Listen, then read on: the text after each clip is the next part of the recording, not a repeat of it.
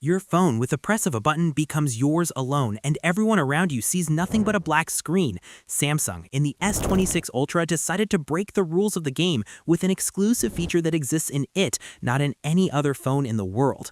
I'm here, in America, for the first time, and I attended Unpacked, and let me tell you what's new in the entire Galaxy S26 family, what things impressed me, what things are ordinary, and what things I didn't like. So I'm here to give you the summary. So as you're used to, hit that beautiful like button and let's get started.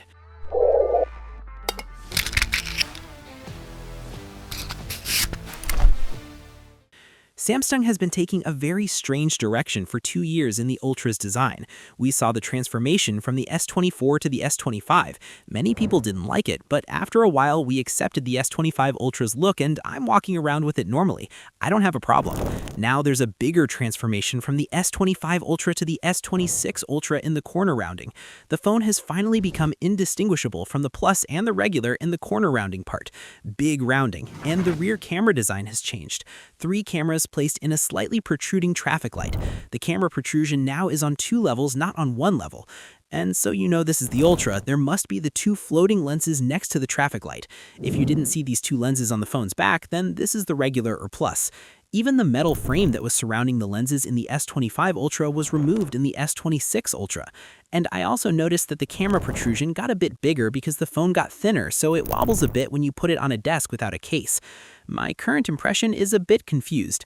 I don't understand Samsung's direction, and I don't really like the new design of the S26 Ultra. But this was roughly the same as my impression with the S25 Ultra, but after a while I loved it. So let's not get ahead of events. And by the way, the phone became thinner, 7.9 millimeters, and lighter by 4 grams, became 214 grams. Did this happen because the S26 Ultra frame became aluminum, no longer titanium? I don't know honestly why Samsung did this. Is it because of 4 grams? I can't understand. The colors this year are 4 colors. The hero is the purple or violet color. This is supposed to be the distinctive color, and we have the white color and the icy blue, which is sky blue, and the dark black color. But you know, all this is bearable because of the new, crazy new screen. Samsung anyway had locked down the game in screens, making ultra high quality screens in terms of colors and bezels and resolution, and also a very strong anti-reflection layer that no one has reached yet. For me, for example, I was seeing that the S25 Ultra screen is the most beautiful phone screen in the world. Imagine now that Samsung added a new feature in the S26 Ultra, which is the privacy display feature. With the press of a button in the shortcuts menu, it converts your phone screen as if you installed a privacy screen exactly. It closes and blocks viewing angles. Anyone around you and next to you won't see what's displayed on the screen, and this is with the press of one button. You close it and turn it on as you like. You'll tell me, well, I can just go install a privacy screen.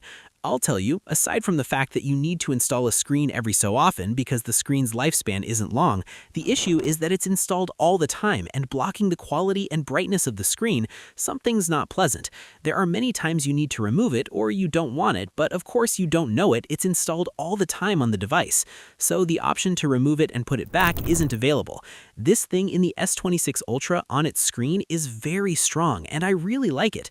This is in addition to the customization you can do. You can have the screen turned on normally and make it so that as soon as you open certain apps, it immediately switches to privacy. So you're opening YouTube, for example, and watching me, then you went to WhatsApp and there happened to be someone looking at your phone screen and you're not paying attention. Immediately it darkens and turns to privacy for the privacy of your messages on WhatsApp. And the strongest feature is the notification pop-up. A notification comes to you, you can also make it privacy, meaning you're now watching a video on YouTube, watching a video on Facebook, and suddenly you get a personal message on WhatsApp that looks embarrassing in front of those around you, so it'll be locked with the privacy feature. And of course, bank messages and InstaPay and all these things when they're locked will greatly preserve your privacy. Take it from me, this is the greatest feature in the S26 Ultra, and we're probably going to find many phones after this trying to copy it from Samsung. By the way, the new Ultra screen is the same as the old Ultra screen, 6.9 inches, Quad HD+, 120 Hz, with brightness reaching 2600 nits. The new Ultra screen without turning on privacy roughly reaches the same brightness level as the S25 Ultra, but when you turn on the privacy feature, of course it dims or closes the brightness a bit and plays a bit with the blacks. It does something inside the screen hardware to darken the viewing angles. And by the way, there are also two levels of screen dimming in the privacy display feature. And like I told you, the screen technology itself has changed in the S26 Ultra. I felt this when I saw it screen next to the S25 Ultra. The S26 Ultra's colors are very saturated. Even its default, which is on the lowest vividness degree, you'll find the screen a bit vibrant in colors.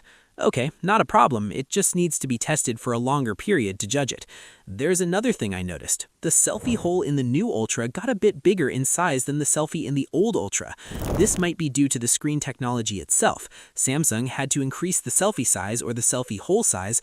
I don't know, but I noticed that roughly both phones, the new and old Ultra, have the same bezels.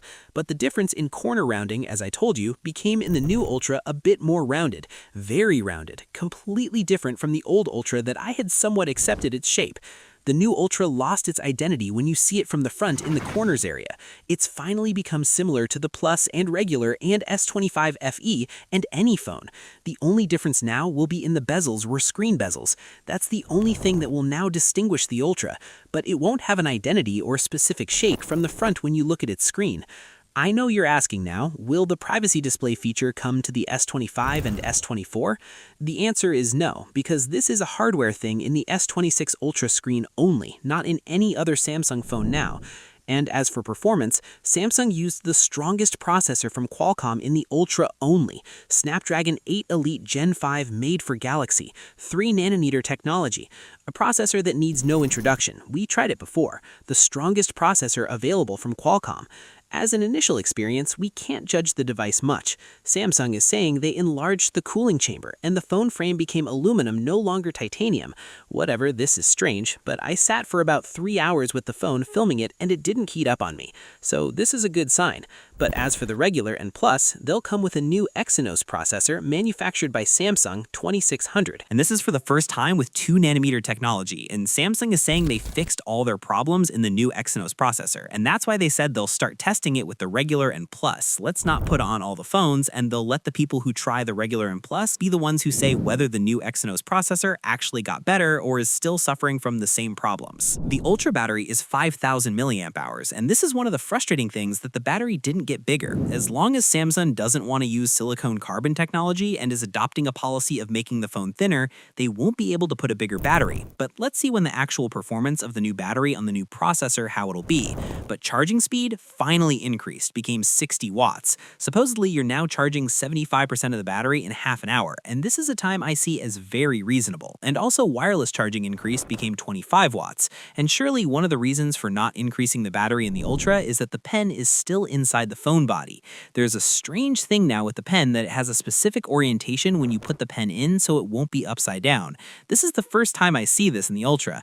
Now the button must be up and you put the pen in so it goes in its place. So you can't install it right or left like the old Ultra. This is something I noticed, and let's go to the cameras. The new Ultra comes with the same camera setup as the old Ultra, but with a difference that there are two lens apertures that got a bit bigger. The main 200 megapixel became with a wider lens aperture 1.4, and the 5x telephoto 50 megapixels became with a wider lens aperture 2.9.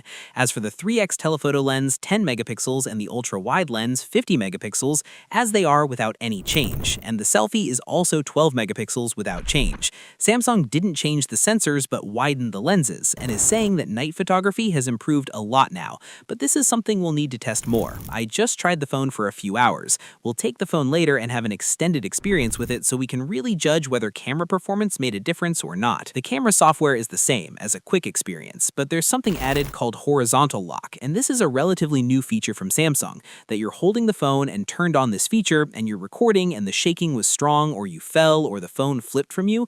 When you come to see the video that was recorded, you'll find it leveled thanks to the sensors Samsung is using to make the video level, not shaky and all that. This is something like action mode but a bit more advanced.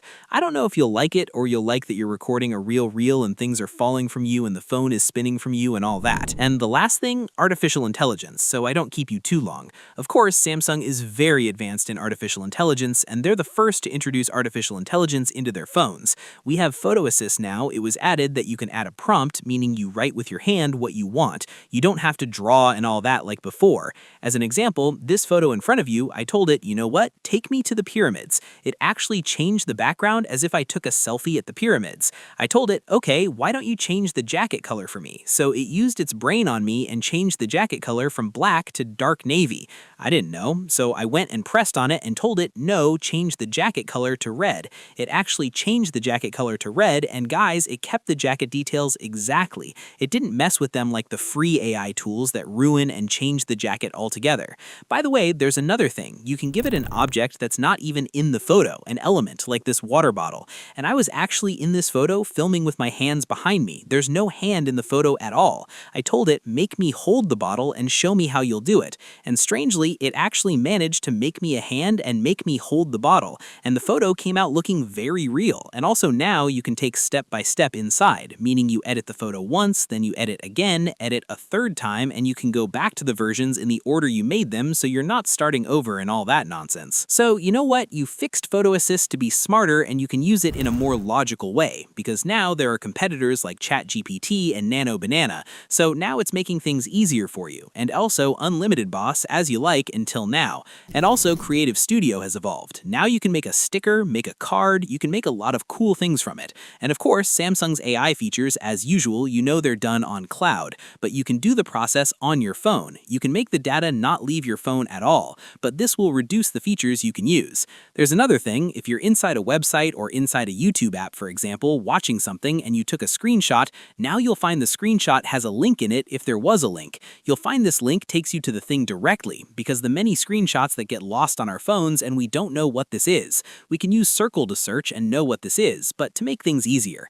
And the last thing, Samsung adopted something new in AI called Agentic AI. It'll make you not need to tell the AI what you want at all. It'll understand by itself what you want. For example, you're chatting with someone and they're setting up a meeting or a specific appointment with you at a specific time. You're telling them Thursday at 5 p.m. It knows what's in your calendar, so you've actually already written you have an appointment Thursday at 5 p.m., so you'll find it came out of the keyboard and told you, no, you try to suggest another time to them. And this is a feature called Now Notch. And there's another feature called Notification Highlight, and this will arrange notifications by priority for you.